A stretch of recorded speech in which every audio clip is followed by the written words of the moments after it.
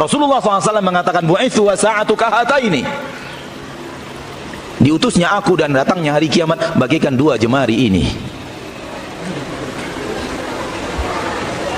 Bagaimana kita akan mengatakannya jauh dan masih lama? Lihatlah orang-orang, lihatlah diri kita yang selalu mengatakan masih lama, masih panjang, lama lagi akhirat itu. Disibukkan kita dengan hal yang di luar persiapan akhirat. Dilalaikan kita dengan hal-hal yang membuat kita tidak melakukan persiapan akhirat. Dan disibukkan kita dengan persiapan dunia, persiapan rumah, persiapan masa tua, persiapan sekolah anak, persiapan kuliah anak, persiapan pernikahan anak. Padahal kehidupan dunia adalah kehidupan yang sangat pendek. Kehidupan yang panjang itu nanti di akhirat. Dan kehidupan yang panjang lebih layak kita bersiap untuknya daripada kehidupan yang singkat. Kehidupan kita di dunia paling hanya 60 sampai 70 tahun.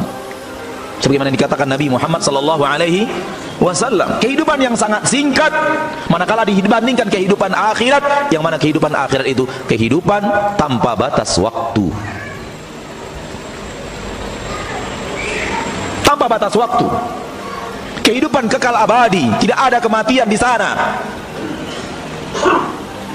Dan bekal yang akan kita siapkan di sana, di dalam kehidupan yang abadi itu, di sini kita siapkan.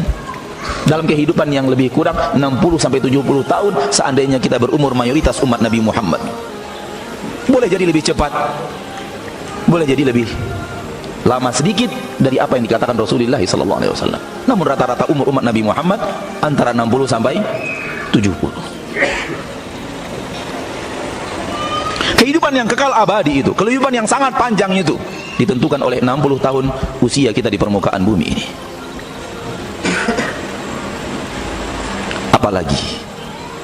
Apalagi kepada anda, saudaraku, saudariku, yang sudah berusia 40 tahun, 50 tahun, anda belum benar-benar serius untuk taubat kepada Allah. Waktu anda sudah senja, sebentar lagi malam akan tiba. Kapan anda taubat? Menunggu kematian datang seketika, menunggu malaikat maut mengetuk pintu, baru kemudian berkata, Rabbi akhirni ila ajalin qarib, ya Allah undurkan aku barang sesaat. Ya akhi, kalau usia sudah 40 tahun dan selama 40 tahun terus sibuk berbuat maksiat, kapan lagi akan beralih? Kapan lagi akan berputar haluan menuju ridho Allah dan surga Allah?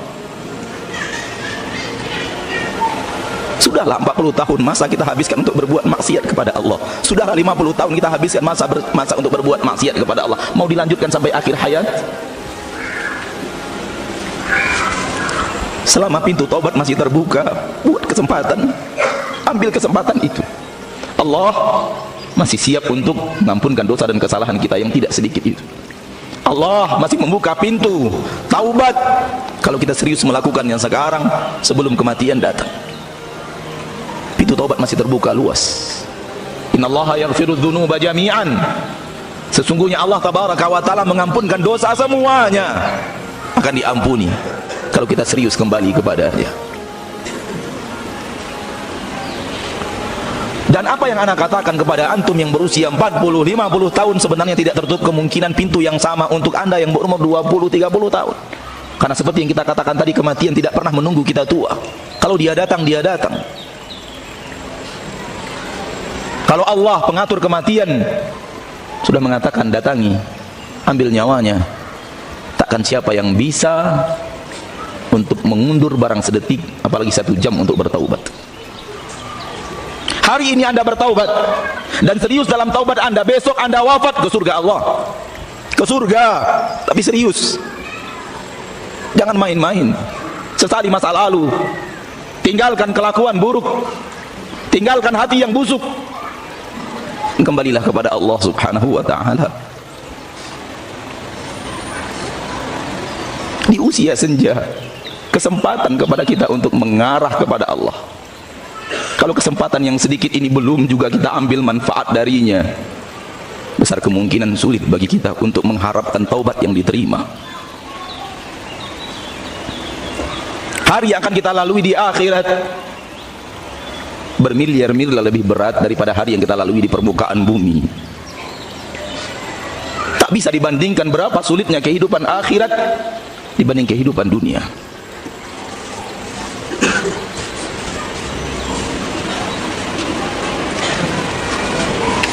Saudaraku, saudariku, kaum muslimin wal muslimat rahimani wa rahimakumullah, pernahkah berlalu dalam hidup Anda suatu kejadian di mana Anda begitu merasa begitu genting suasananya, begitu mencekam keadaannya, sehingga Anda tidak peduli keadaan diri Anda yang tanpa pakaian? Pernahkah itu berlalu dalam hidup Anda, saudaraku? Kalau Anda pernah melalui hal yang seperti itu, ketahuilah bahwa seperti itulah lebih kurang kehidupan di padang mahsyar. Suasana begitu genting, keadaan begitu genting, sehingga tubuh kita yang tanpa pakaian kita tidak peduli, dan tubuh orang yang ada di depan kita tanpa baju kita tidak akan peduli.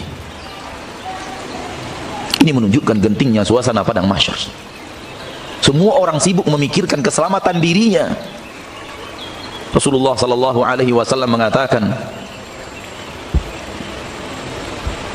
yuhsyarun nasu yaumal qiyamati hufatan uratan ghurla. Manusia ketika dibangkitkan pada hari kiamat, kata Nabi sallallahu alaihi wasallam, dibangkitkan dalam keadaan hufah, tanpa alas kaki, urah, tanpa pakaian, ghurla, belum dikhitan. Semua manusia akan dibangkitkan seperti itu. Kama bada'akum ta'udun, sebagaimana pertama kali Allah ciptakan kalian, kalian akan kembali seperti itu. Bagaimana kita lahir ke permukaan bumi? Persis seperti yang dikatakan Nabi Muhammad sallallahu alaihi wasallam dalam hadis ini. Kita lahir tanpa sendal, kita lahir tanpa pakaian, kita lahir belum dikhitan. Qultu, mendengar itu aku berkata, kata Aisyah radhiyallahu anha, karena hadis ini dari Aisyah radhiyallahu anha, ya Rasulullah, wahai Rasulullah, an-nisa'u war-rijalu jami'an, perempuan, laki-laki semuanya begini ya Rasulullah, tak ada alas kaki, tak ada pakaian, yang yanzuru ba'duhum ila ba'd. Kalau begini keadaannya nanti di akhirat, orang akan melihat aurat orang lain yang ada di sekitarnya. Bagaimana kalau seandainya itu terjadi di permukaan bumi? Qala sallallahu alaihi wasallam, berkata Rasul kita Muhammad sallallahu alaihi wasallam, ya Aisyah, wahai Aisyah, al-amru asyaddu min an yanzura ba'dhum ila ba'd. Keadaan begitu genting wahai Aisyah, sehingga orang tidak ada lagi kesempatan untuk melihat aurat orang lain. Tak ada lagi fikiran untuk melihat aurat, karena keadaan begitu genting, keadaan begitu dahsyat. Makanya saya katakan tadi, pernahkah berlalu dalam hidup kita keadaan yang sangat teramat genting, yang sangat menakutkan, yang sangat teramat mencekam, yang membuat kita tidak peduli tubuh kita tanpa pakaian? Kalau antum pernah melalui itu, lebih kurang seperti itulah keadaan akhirat. Dan itu setiap hari seperti itu. Setiap hari yang dilalui, setiap jam yang dilalui seperti itu. Dan Rasulullah sallallahu alaihi wasallam mengatakan bahwa saat berhisab di hari akhirat sekitar 500 tahun. 500 tahun genting seperti itu.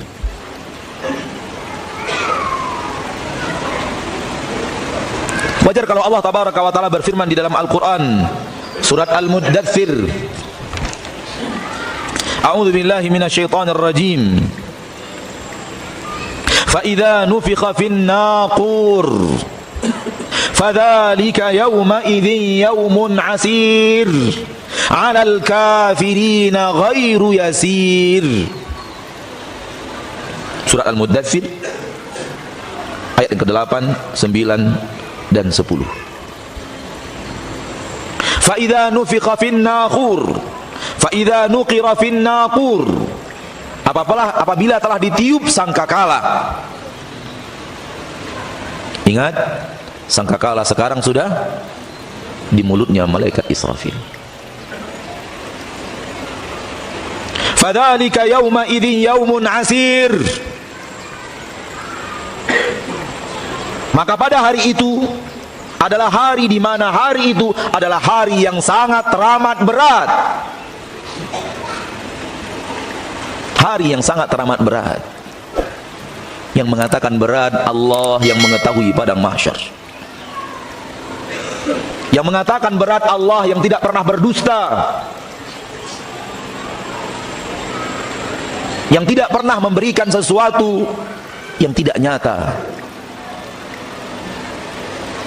Yang mengatakan berat Allah yang maha tahu segala-galanya. Yang mengatakan berat pencipta kita. Karena kita butuh informasi bahwa hari itu sangat teramat berat, supaya kita membuat persiapan untuk hari yang berat. Alal kafirina ghairu yasir, apatah lagi untuk orang kafir, hari itu adalah hari yang tidak mudah, hari yang berat untuk semuanya. Namun untuk orang kafir jauh lebih berat daripada orang yang tidak kafir. Na'udzubillahi minal kufur. Kita berlindung kepada Allah tabaraka wa ta'ala tergolong dari orang-orang yang kafir. Ketika Allah mengatakan berat, dia benar-benar berat. Maka jangan santai berhadapan dengan hal yang berat. Jangan lalai, apatah lagi lalai berhadapan dengan hal di depan kita yang akan berat kita lalui. Jangankan kita, para nabi dan para rasul merasa beratnya hari mahsyar. Para nabi dan para rasul merasa beratnya padang mahsyar. Dan mereka adalah para nabi dan para rasul, orang-orang mulia, kekasih-kekasih Allah. Tetap mereka merasakan beratnya padang mahsyar. Tetap mereka melalui hari di mana mereka tidak berpakaian dan tidak peduli dengan diri mereka yang tanpa pakaian. Kalau begini para nabi dan para rasul, bagaimana dengan kita? Ketika manusia dibangkitkan tanpa pakaian dan matahari di atas kepala 1 mil, sehingga manusia berkeringat, kita berkeringat, dan keringat kita sesuai dengan jenis maksiat kita. Yang maksiatnya banyak, keringatnya banyak. Yang maksiatnya kurang, keringatnya juga kurang. Akan tapi semua kita berkeringat sesuai dengan kadar maksiat yang pernah kita lakukan. Bahkan di antara manusia ada yang kelelap dengan keringatnya sendiri. Ma'asyiral muslimin, ma'asyiral muslimat, disuruh kita untuk menanti hari berhisab dan matahari di atas kepala kita 1 mil, dan kondisi kita dalam keadaan mengingat seluruh yang pernah kita lakukan di permukaan bumi. Kondisi kita dalam kondisi di mana Allah tabaraka wa ta'ala mengingatkan kepada kita semuanya, dihidupkan lagi di memori ini, di ingatan kita masing-masing, apa saja yang pernah kita lakukan selama kita hidup di permukaan bumi ini. Apa saja kalimat yang pernah keluar dari lisan, baik yang taat ataupun maksiat, kita ingat. Apa saja yang pernah kita dengar dengan telinga, baik yang taat atau maksiat, kita ingat. Kemana saja mata ini pernah kita gunakan untuk melihat sesuatu, baik yang taat atau maksiat, kita ingat. Untuk apa saja kita gunakan tangan ini, baik yang taat atau maksiat, semuanya kita ingat. Kemana saja kaki pernah kita langkahkan, baik yang taat atau maksiat, kita ingat. Allah berfirman, alimat nafsun ma ahdarat. Setiap jiwa ingat apa yang pernah dia lakukan. Dalam surat At-Takwir, dalam surat Al-Infitar, alimat nafsun ma qaddamat wa akharat. Setiap jiwa tahu dan mengetahui dan mengingat kembali apa saja yang telah dia persembahkan dan apa saja yang pernah dia akhirkan. Salah satu makna daripada ayat ini dalam ahli tafsir, salah satu makna kata para ahli tafsir, silakan kembali kepada kitab At-Tabari, kitab tafsir Tabari, akan dilihat di sana pendapat para ahli ilmu tentang makna ayat ini. Salah satu di antara makna ayat ini adalah kata para ahli ilmu, alimat nafsun ma qaddamat, semua jiwa mengetahui dan mengingat seluruh ketaatan dan maksiat yang dia lakukan ketika dia masih hidup, dan semua jiwa tahu seluruh maksiat atau ketaatan yang dia lakukan setelah dia meninggal dunia. Apakah setelah meninggal dunia manusia masih mungkin berbuat ketaatan? Al-jawab, mungkin. Kalau dia masih meninggalkan kebaikan yang dipakai oleh manusia, meninggalkan masjid, meninggalkan pondok pesantren, meninggalkan asrama yatim piatu, meninggalkan ilmu yang bermanfaat yang diajarkan kepada umat Nabi Muhammad, mengajarkan murid yang diajarkan Al-Quran, dan muridnya terus membaca Al-Quran, meninggalkan saudara yang dia ajarkan salat yang benar bagaimana sesuai dengan sunnah Rasulullah, dan kemudian mengamalkannya, masih mengalir pahala-pahalanya walaupun dia sudah wafat. Demikian juga dengan maksiat, dia masih meninggalkan setelah dia meninggal tanda tangan peresmian diskotik, dia masih membangun bangunan-bangunan rumah judi dan bordir, dan dia sudah wafat, dan bangunan itu masih berlanjut 200, 300, 500 tahun setelah kematiannya. Pada hari itu semua manusia ingat dosa yang dia lakukan sebelum dia meninggal dan setelah dia meninggal. Ini salah satu makna tafsir daripada ayat ini. Dan boleh jadi dosa atau pahala yang mengalir setelah meninggal jauh lebih banyak dibanding yang dilakukan di saat kita masih hidup. Karena masjid yang antum bangun, tanah yang antum wakafkan boleh jadi bertahan ratusan tahun, sementara antum tidak berumur sampai 100 tahun. Boleh jadi gedung maksiat yang antum resmikan, yang antum keluarkan izinnya, naudzubillahi min dzalik, dan antum tidak taubat kepada Allah sebelum akhir hayat, boleh jadi gedung itu berlanjut dan izinnya berlanjut ratusan tahun. Semua itu diingat oleh setiap insan ketika hadir di padang mahsyar. Apa yang terjadi? Yang terjadi adalah ternyata jutaan maksiat yang pernah kita lakukan. Ternyata dosa yang selama ini kita anggap sepele, kita anggap kecil, sudah tidak kecil lagi. Dia sudah gunung-gunung besar karena ditumpuk puluhan tahun atau ratusan tahun. Sementara dosa itu menyebab ke neraka, dan neraka itu sudah dinyalakan dan ada di depan kita. Di padang mahsyar, kata Nabi kita tercinta Muhammad sallallahu alaihi wasallam, dengarkan, akan didatangkan di padang mahsyar neraka jahanam. Dihadirkan, dia sudah ada, sekarang sudah ada neraka itu. Akan tetapi di hari padang mahsyar tinggal dihadirkan, tidak diciptakan ketika itu. Yu'tabi jahannam laha sab'una alfa zimam. Neraka jahanam itu memiliki 70 tali kekangan. Kalau kuda hanya 1 tali atau 2 tali, 70.000 tali kekangan neraka jahanam itu. Fi kulli zimam sab'una alfa malakin yajrunaha. Setiap tali pengekangnya ada 70.000 malaikat yang memegang neraka jahanam itu. Ada 4,9 malaikat-malaikat Allah yang sangat-sangat kuat itu memegang neraka jahanam supaya tidak menghancurkan padang mahsyar dan yang hadir di padang mahsyar. Dan mata kita melihat neraka itu. Hari ini di dalam Al-Quran kita membaca neraka, di sana kita akan melihat neraka. Dan ternyata dosa kita yang kita lakukan telah banyak, dan dosa itu membuat kita mungkin saja pantas menjadi orang yang akan dipanggang di neraka itu. Dan ini yang membuat kita tidak peduli lagi dengan diri kita yang tanpa pakaian. Ini yang membuat kita tidak peduli lagi kepada orang ada di depan kita yang tanpa pakaian.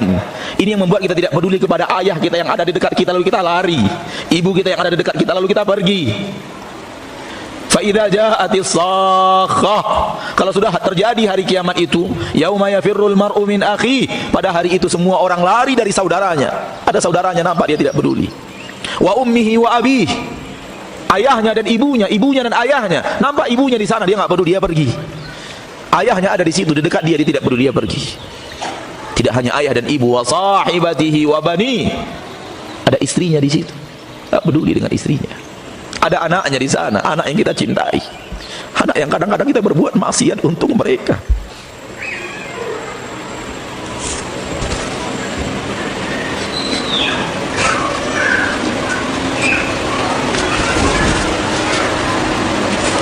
Betapa banyaknya kita yang berbuat maksiat karena anak. Tapi ternyata di sana kita tidak peduli kepada anak kita itu. Karena pada hari itu yauma la yanfa'u malu wala banun, tak ada manfaat lagi anak, tak ada manfaat lagi harta. Ya akhi, berhentilah berbuat maksiat karena anak. Berhentilah berbuat maksiat karena harta. Karena di sana harta Anda tidak ada gunanya. Di sana anak Anda tidak ada gunanya. Anda tidak peduli dengan harta Anda, dan Anda tidak akan peduli dengan anak Anda sendiri.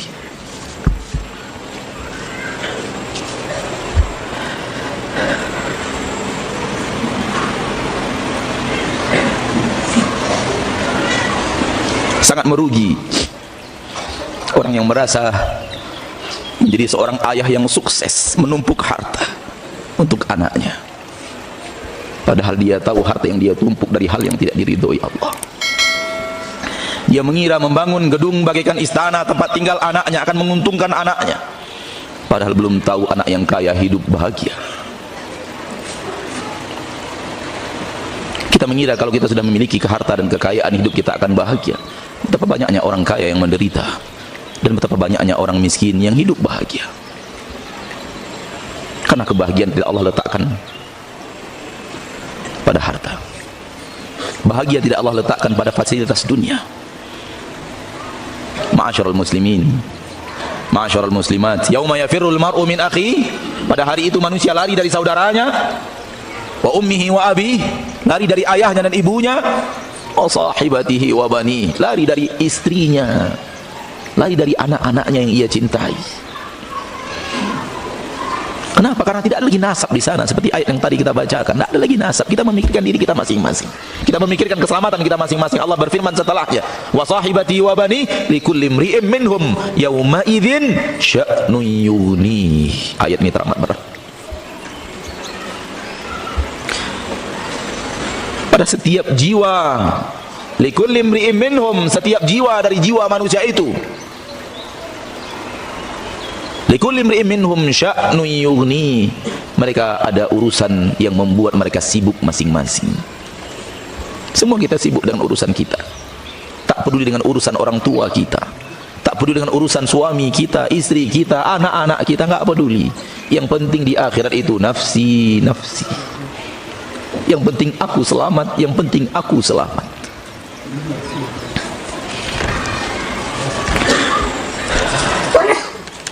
Di dalam surat Al-Ma'arij, bahkan lebih dahsyat, Allah memberikan gambaran tentang dahsyatnya padang mahsyar.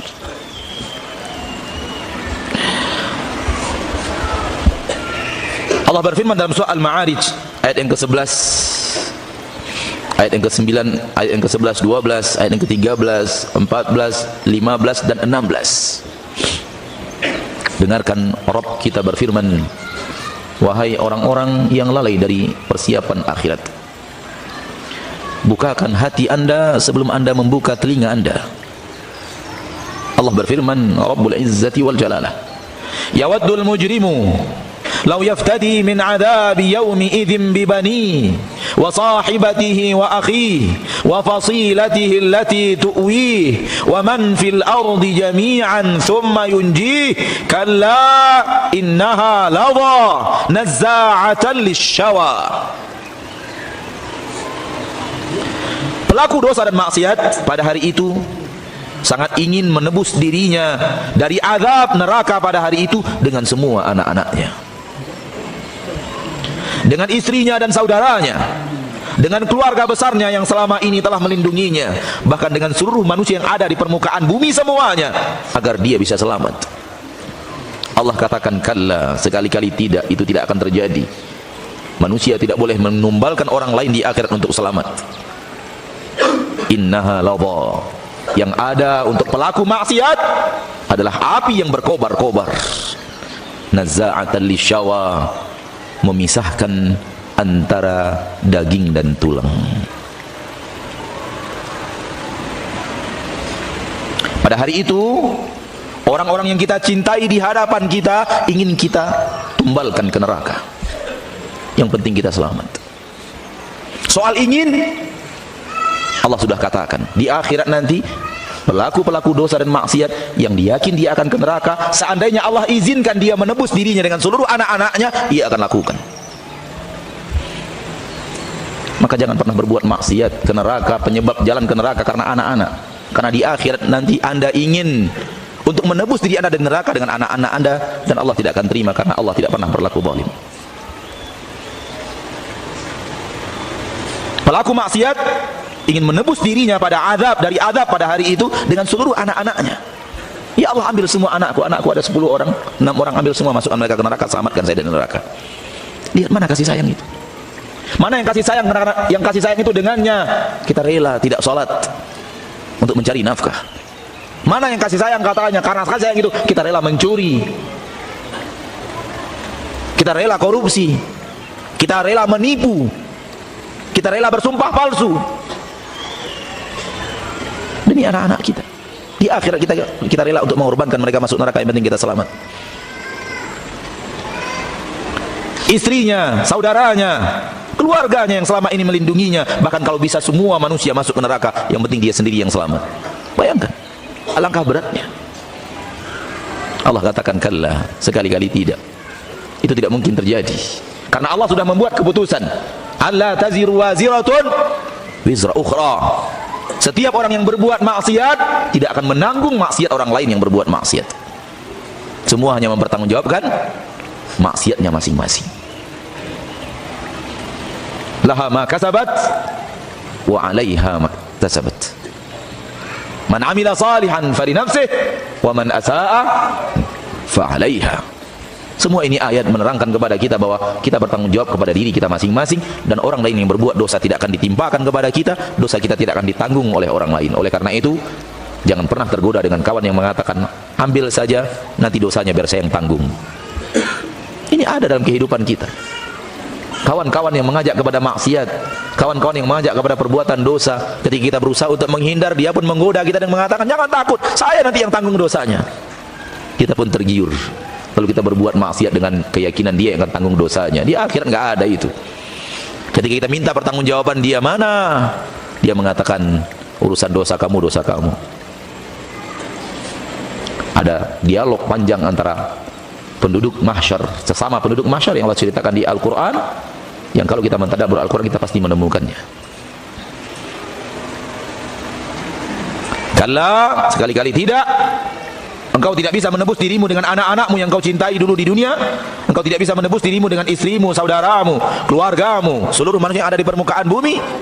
Semua akan mempertanggungjawabkan dirinya masing-masing, maksiatnya masing-masing. Innaha ladha, yang ada adalah kobaran api yang menyala-nyala. Kobaran api.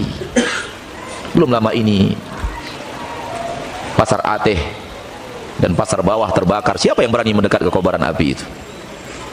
Tak seorang pun yang berani mendekat kobaran api yang sedang melalap bangunan-bangunan tua dan sudah kering itu. Kita hanya melihat dari jauh dengan rasa takut dan cemas. Sementara api itu tidak seberapanya dibanding panasnya api di neraka Allah. Api yang terpanas di dunia ini itu hanya 1/70 apinya neraka. Itu api yang terpanas yang ada di permukaan bumi. Itulah yang akan membakar manusia. Itulah yang akan membakar kita kalau kita ada di sana. Dan yang akan menyebabkan kita ke sana, kelakuan kita di permukaan bumi ini. Kalau kita ke sana, semoga kita tidak ke sana. Semoga Allah jaga langkah kita. Allah jaga diri kita dari nerakanya subhanahu wa ta'ala. Kalau bukan Allah yang menjaga, kalau bukan Allah yang mengampuni, kalau bukan Allah yang merahmati, takkan ada siapapun yang sanggup berhadapan dengan godaan iblis yang sudah entah berapa ribu tahun usianya hidup didedikasikan untuk menjerumuskan manusia ke neraka. Nazza'atan lisyawa. Manakala kita membaca terjemahan Quran terjemahan, maka itu maknanya adalah mencabut kulit kepala. Nazza'atan lisyawa. Namun kita baca tafsirnya lebih dalam, sebagian ulama memaknakan makna daripada nazza'atun lisyawa adalah memisahkan antara daging dan tulang. Maksudnya apa? Maksudnya neraka itu membakar daging kita sehingga daging kita rontok. Yang tersisa hanyalah tulang. Meleleh daging kita ini terkena sentuhan api neraka.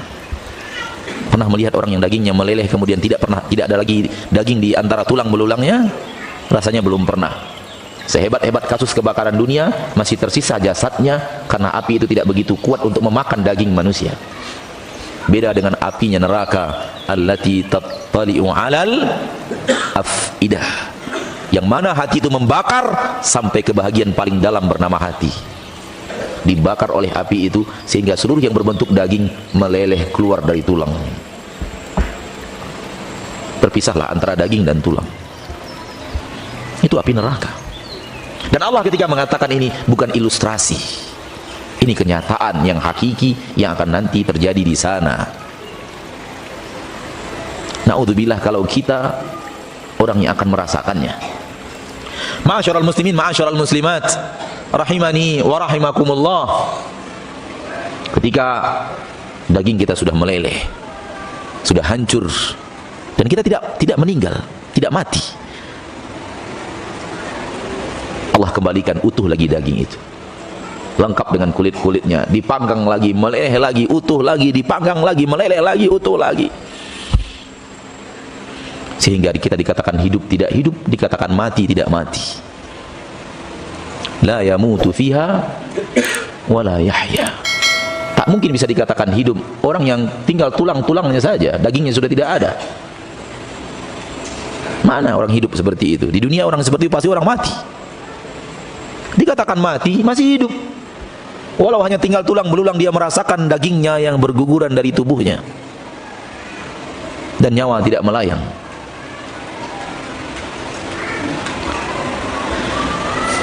Oleh karena itu, saudaraku saudariku kaum muslimin dan muslimat rahimani wa rahimakumullah, mari saya mengajak diri saya mengajak kita semuanya. Kewajiban seorang muslim mengingatkan saudaranya muslim lainnya apa yang terbaik, dan tidak hanya mengkhususkan kebaikan itu untuk dirinya sendiri tanpa mengajak orang lain. Mari kita lakukan persiapan, mari kita berkemas-kemas, karena sebentar lagi kiamat itu akan datang.